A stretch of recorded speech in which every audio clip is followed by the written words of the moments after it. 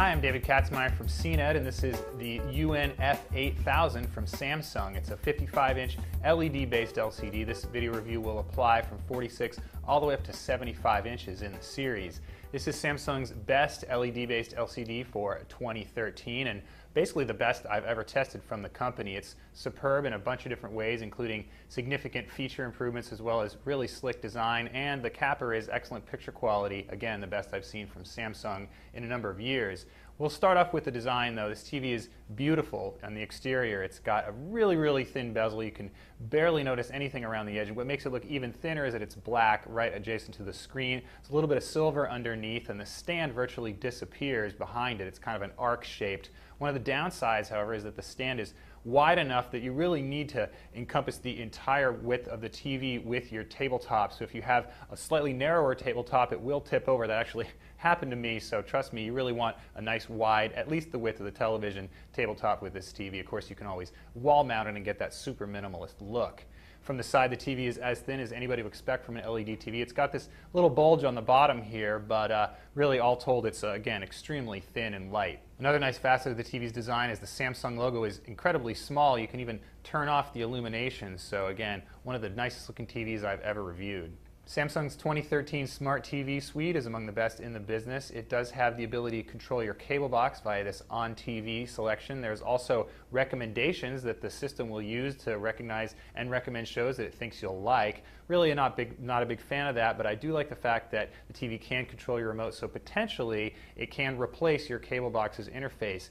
In practice, however, if you use a lot of DVR commands like play, fast forward, you'll find that your DVR remote is a lot more convenient. That's because Samsung's remote really doesn't have that many buttons. A lot of the stuff is stashed on a virtual remote here, so you actually have to summon the virtual remote, drive to the command you want, for example, play or pause, and that's the only way to control a DVR. So if you're a heavy DVR person, it's really not the best system, but if you really like to watch TV live, it really might be a nice thing to have those recommendations going.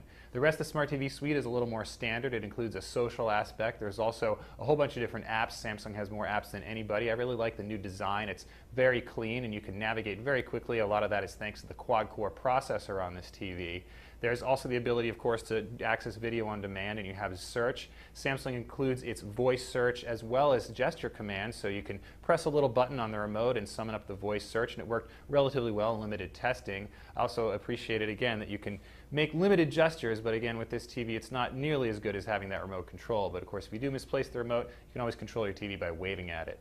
New for this year, Samsung has a little pop-up camera, so it's not always staring at you, so you can hide it if you're not a big fan of that camera, if you just want to maintain as much privacy as possible. Other notable features on the F8000 include 4 pairs of included active 3D glasses. They're about 20 bucks a piece, so that's a pretty good deal.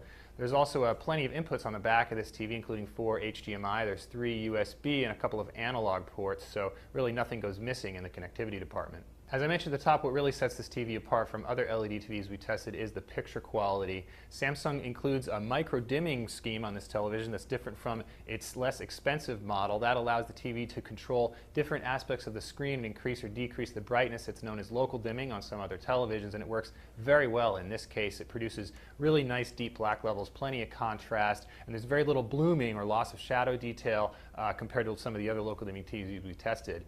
Color accuracy is also excellent, as is the video processing. Picture uniformity, which on previous Samsungs was an issue, is excellent on this TV as long as you maintain the correct local dimming settings and you can't see any of those blotches if the dimming is working properly. So all told, the F8000 is pretty expensive, but if you're in the high end of the TV market and you're allergic to plasma, which offers even better picture quality, it's an excellent alternative. So that's a quick look at Samsung's best LED TV of the year, the F8000 series. I'm David Katzmeyer from CNET.